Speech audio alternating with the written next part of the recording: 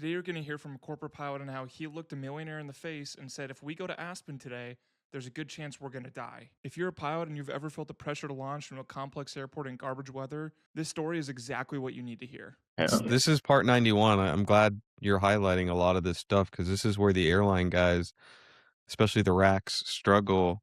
I've heard over and over in the contract world, oh, we hired this retired airline captain because he had 20,000 hours of experience on the 7 whatever, and he refuses to throw bags. He refuses to stock the airplane. Like you said, he parks it and walks away, and the owners are left standing there with their dicks in their hands. Yeah, You and he'll know, park it and after blowing your back out on the y- landing because he's yep, flaring too high. yep. And then they fire, yeah, and then they fire the guy and they go, oh, we should have hired the corporate guy who wanted a little more money or something, you know? Yeah, exactly.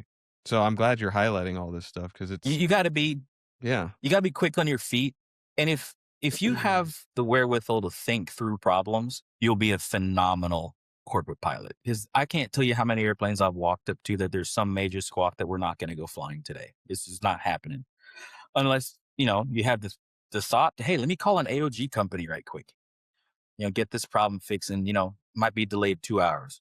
Big deal. And also learning how to say no, because a lot of these owners will try to kill you without trying to kill you. Oh, I've got to go today.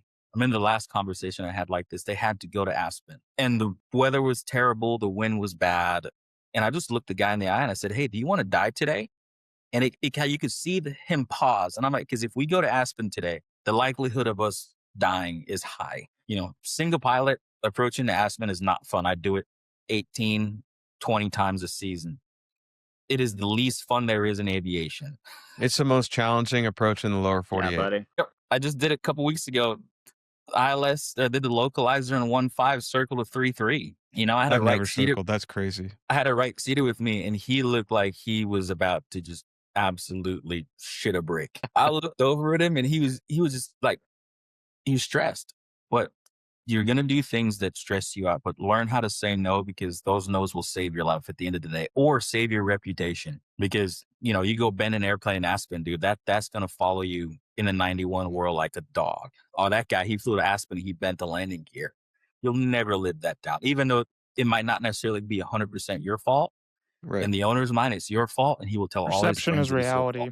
Yep. Yeah. It's Well, so there's- interesting. Go ahead, Yeah, Scott. and you get respect for telling people no because they're not used to hearing it. Yeah. And if you have a good reason, I'm not saying go out and just tell everybody no, that'd be stupid. But like he was saying, if there's a good reason to say no and you explain it to them, you get respect from that owner usually. And how about when you say no, be prepared to give a dissertation on your no, like really defend that position, because in their mind they've got to be there now. And 90% of the time it's a wait a couple hours, wait 2 hours and the weather is fine, or divert to Yeah. rifle. Yep. Oh my gosh. I've sat in that holding pattern for hours and gone to rifle so many times. But it's just like the way I fly now, I fly to protect my reputation. I've made a really good name for myself in the King Air world, the Twin Cessna world, and now the CJ world, that there's certain flights I won't even touch because of the likelihood of something going wrong. The airplane's not in good shape.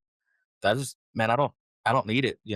My full-time gig pays me enough that I don't have to contract. I just contract because it's fun. All right, put yourself in the flight deck for just a second. You've got a single pilot approach going into Aspen with horrible weather, gusty winds, bad visibility, and the boss is saying, you have to get me there today. What would you actually do? Would you divert, delay? Would you launch? Drop your answer in the comments, and if you've ever had to tell a dispatcher or an owner no, share your experience. I think we're all really curious to see what everyone else has been through and their different kind of life experiences.